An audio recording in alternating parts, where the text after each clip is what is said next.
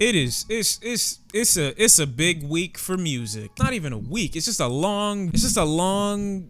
It's a lot. It's a lot, huh? There was so much music that came out over the last 2 weeks, and I knew I wanted to make it as a playlist video before March started, but God damn, a lot of music started coming out. I mean, as always, you can feel free to leave your playlist down in the comment section below, but this is just on another level to me, it seems. So of course we're gonna go ahead and talk about this Black Panther album real quick. I promised a few people that I wouldn't go see it so we could all go see it as a group, so I'm going to go see it tomorrow. But from what I know, a lot of people said that the soundtracks aren't actually in the movie. It's only one where I think, and maybe a spoiler, even though I haven't seen it, from what I was told, there was a movie, or there was a part in the movie where Killmonger is taking a dump and he's listening to King's Dead on his phone, I think. I'm not sure. But from the Black Panther album, you know, the sound was very cohesive. The album sounded very black, very African, very cultured, and Kendrick Lamar was literally dominating the entire track list, being all over the place, almost on every song, I'm pretty sure. But my two favorite songs out of the roundup from the Black Panther soundtrack have got to be X featuring Schoolboy Q and 2 Chainz, and Paramedic featuring SOBXRBE. These dudes are amazing. All right, I love the way Schoolboy Q flows and his verse and delivery on the X track. I love the beat transition and the way 2 Chainz perfectly ends and concludes the track, even though Kendrick is the one who does it. I think my favorite part of that song, though, is how they keep the hook the same even after the beat switches. I love that part. Then we get to Paramedic, which literally might be the most aggressive song I've heard in 2018, the most energetic, the one in my opinion that sounds the most West Coast, the one that sounds the most street. But for the first time in a long time, I feel like this is a track where we're really getting some of that, how do I say, good production, you know, with a very, very powerful West Coast vibe. And that's what I want from TDE. I want them to explore more of their West Coast, I guess, lineage. Of course, there are other tracks on this album that I love, but these are the ones that I find myself coming back to the most. That and Black Panther with Kendrick, who opens it up being very introspective,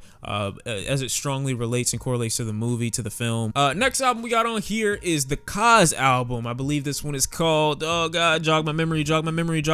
Huh? His album is called Affected. And while I wasn't a fan of everything that was on Affected, you know, some of the cornier references to Pokemon cards and just being very samey in the sense that he's not that much different from the other members of Dreamville, that buzz over this album would need to be like a necessity. I feel the way majority of the Dreamville artists handle themselves are of very like-minded people, with the exception of maybe Jid and Earth Gang. I feel like everybody else on the label pretty much follows the same narrative or path that J. Cole paved. But that's just my opinion. They each have their own individual story, of course, but I feel more often than not they come across like mini J. Cole. But his track Demons and Distractions,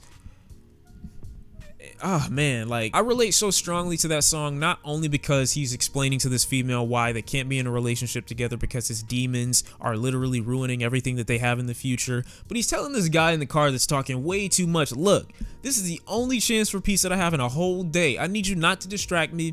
I need you to be quiet. I need you to shut up while I smoke. I'm getting high. I'm never coming back down. I can't hear you anyway because this weed is too loud. Like, everything that he says in this track right here is exactly what I feel, but sometimes don't say. Life isn't a song, okay? You can't just say shit to people and then that's okay. I don't know, I just care about people's feelings. Of course, that wasn't the only good song off this album. You can feel free to go check out my review for it. I detail a lot of the songs that are on there that I feel are very good. Last couple weeks, Rich Brian came out with an album, his first album, called Amen. And my favorite track on this album has to be the Arizona track from August 08. I think the inclusion of Rich Brian on this track is cool, but I don't think it's 100% necessary. I definitely feel, though, Rich Brian could handle himself a little bit less as a rapper and more in the way of kind of like a Brockhampton, Tyler the Creator, maybe Childish Gambino kind of vibe. I feel like he works better under those beats because I feel like his voice is just so basic and bare and emotionless when he's rapping. Half the time when he is rapping, even though I can appreciate the fact that he learned the English language in very, very short time, I really don't see his rapping taking off as much as his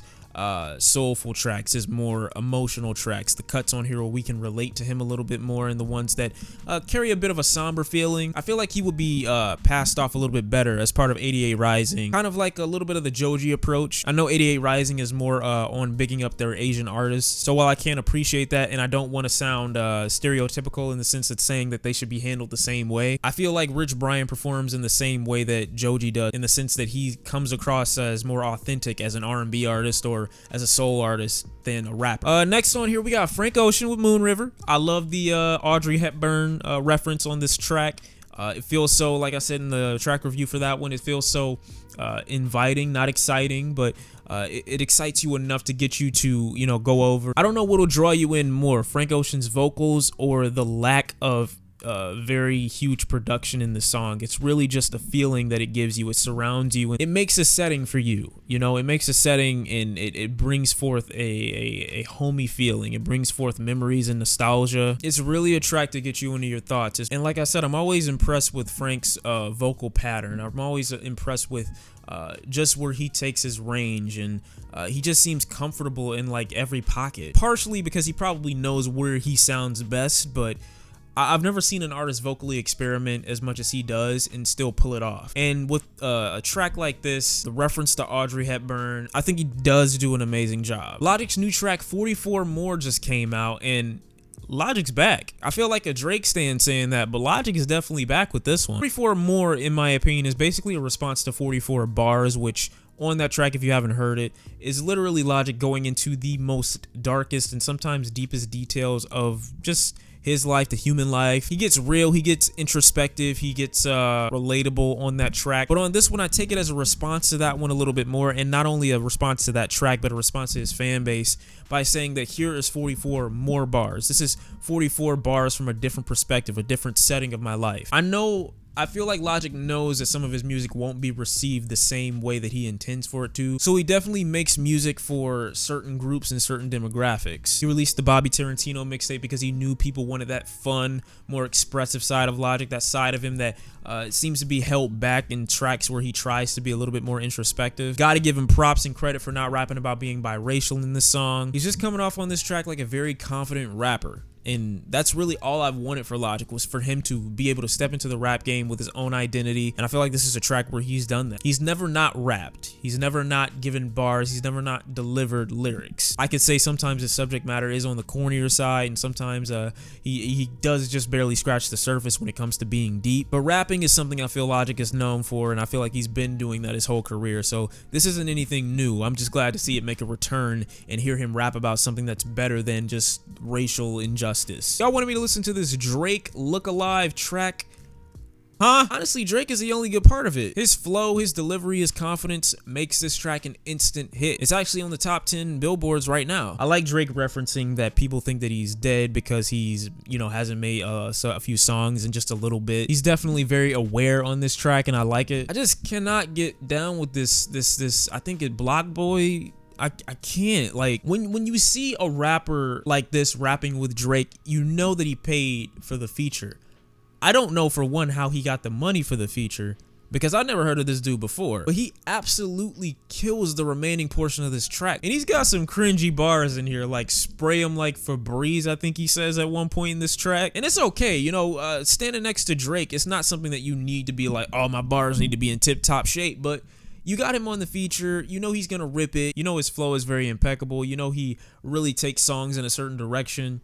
So to go and do a complete 180 with the track, and he already had it going in the right direction, I don't know what he was thinking. I really don't. But this track gets a thumbs up because Drake does well, he performs well on the track, and that's really it. Nothing really else to highlight about this song. Earth Gang also dropped a new EP today. Their EP titled Royalty, and the initial track on this EP, Cocktail, is like very soulful, very jazzy, very groovy, very rhythmic. I like Dot's line on this track about first time I ate some pussy, I know evil was sweet. These guys, along with Jid, are probably my favorite members of Dreamville. I like the bass kind of dropping in while the trumpets go bum bum bum while they're going bop bop bop. And I also like Johnny's line in here where he says, I'm just getting lost in the melodies, but I got music for the ones with the felonies. If anyone, I think Earth Gang has the most soul and rhythm out of Dreamville. Definitely give this track a listen if you're into that kind of music. And last but certainly not least is the You album album. It's kind of like a compilation album in a way. I mean, Denzel Curry is on most of these tracks with Lord Lucy. Although I'm not done listening to it,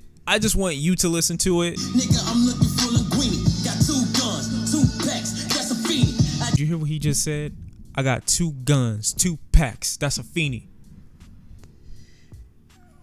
Cause Tupac's mom.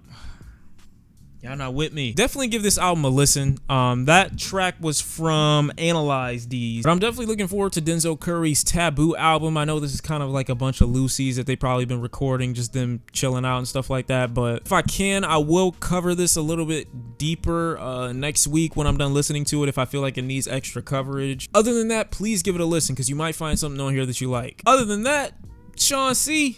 And it's been another playlist video. I tried to get to a lot of the songs that came out. Post Malone had a new single with Ty Dolla $ign. I'm really not feeling that one like that. It's just kind of okay. So listen to it, don't listen to it. It's really not a big deal. But thank you guys for watching.